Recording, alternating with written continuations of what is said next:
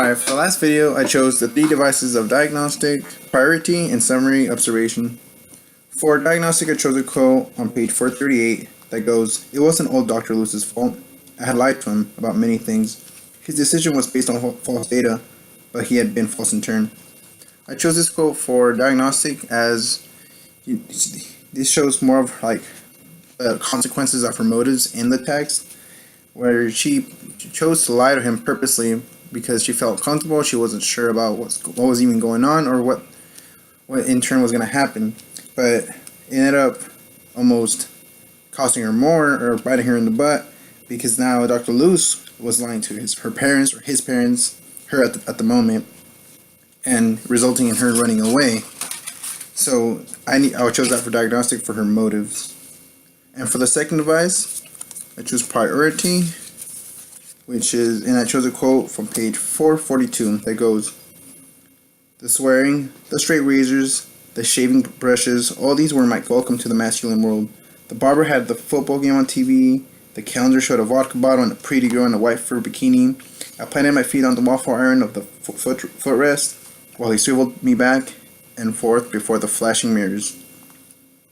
So I chose this quote, this passage, for priority, because now this is his first. Now we see that Calliope is no longer a girl; she is now a man, and this is her first steps as a man. So it's almost symbolic to see her in like some out of a masculine environment with a man, and just what they normally do. You know, TV, football, all the stereotypical things are around her, and it's just symbolic of her turning into a man, and these are her first steps, and it's almost like an uncomfortable but nonetheless welcoming to her new world.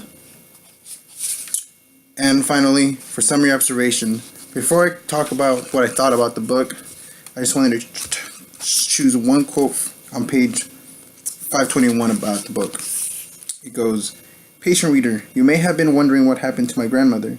You may have noticed that shortly after she climbed into bed forever, Desdemona began to fade away. But that was intentional. I allowed Desdemona to slip out of narrative, because, to be honest, in the dramatic years of my transformation, she slipped out of my attention most of the time." So I like this. I don't know how the narrator throughout the whole book, actually, he has broken the fourth wall or whatever and has talked to us directly. And in reality, it kind of relates to me, because I really was thinking, what happened to her? I don't know. Desdemona has always been a character that stuck to me, because it's almost like my family's cultural roots and how my grandma came from a different country. So even when I was reading this last part, I always wondered what happened to her. I kind of assumed she just passed away, but interesting how they bring her up at the very end to like connect her with Cal, which is a man now, and really she talks to him about what really happened, and she, like, the first time she actually talks to her about Dead Lefty being her brother and all that. But I chose this quote.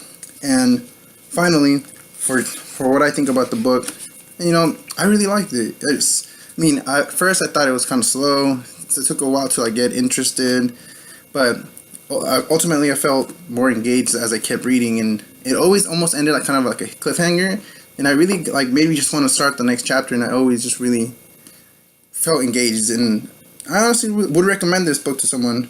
And I really like how it went through several generations, and also how it kind of opens up the idea to people who don't really think about those with mixed genders, or those that aren't sure about their genders or have problems like that, and it kind of gives it more of a normal feel.